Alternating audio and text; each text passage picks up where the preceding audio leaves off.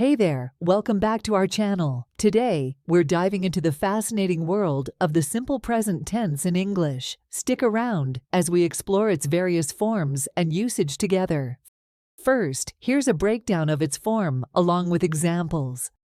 In its affirmative form, we simply use the base form of the verb. The formula is like this: subject plus base form of the verb. For example, I read stories. You write your homework. They play soccer. We speak Spanish fluently. But notice that, for third-person singular subjects, he or she or it, add s or es to the base form of the verb. For example, he walks to work every day. She sings beautifully. It snows in winter. Now, when it comes to the negative form, it's just a matter of adding do not or does not before the base form of the verb.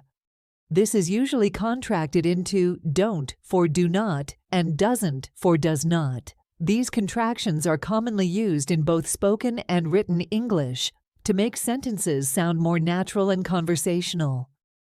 We use do not with subjects I, we, you, or they, and we use does not with subjects he, she, or it. The formula will be as the following: subject plus do not or does not plus base form of the verb. For example, she does not eat meat. They do not play chess. The cat does not like water. We do not speak French.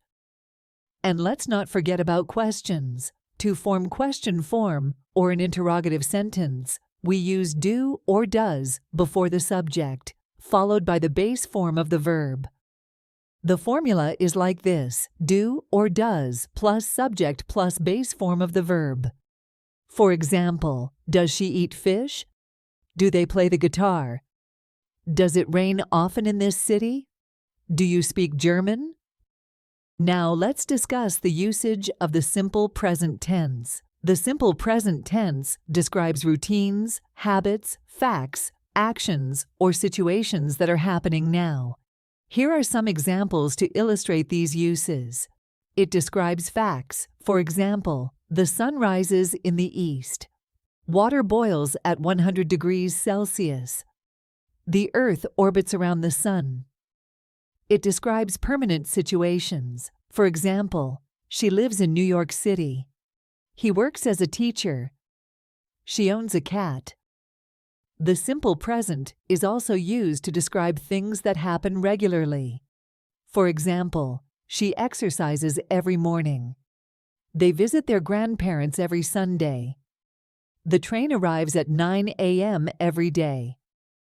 It also describes actions that happen repeatedly. For example, he drinks coffee every morning. They play tennis every weekend. She reads a book before going to bed. Moreover, the simple present describes things that happen all the time. For example, the clock ticks. Birds sing. People breathe. However, the simple present tense can also be used with non-action verbs to describe states, feelings, or possession. Non-action verbs refer to verbs that express a state of being, a condition, emotion, or possession rather than an action. Here are some examples. They seem tired. He loves ice cream. The cat has fur. In these examples, verbs like seem, love, and has describe states, feelings, or possession rather than actions.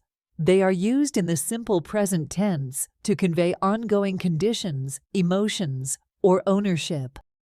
Another usage for the simple present tense is that it is used in making polite or friendly suggestions. The structure for making suggestions is using why don't you plus base form of the verb. This form is used to propose a course of action or offer advice to someone. Here are some examples. Why don't you take a break and relax for a while? Why don't you join us for dinner tonight? Why don't you try learning a new language? Why don't you wear a coat? It's cold outside. In each of these examples, Why don't you is followed by a base form of the verb, suggesting an action or course of behavior. This structure is often used in a friendly and encouraging manner to offer helpful advice or make recommendations. The simple present is also used when discussing a series of completed actions or events to provide a sense of immediacy and clarity.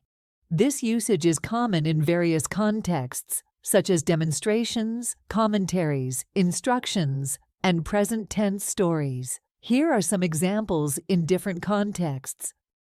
In demonstrations, as this example, first, we pour the flour into the mixing bowl. Then, we add the eggs and mix well.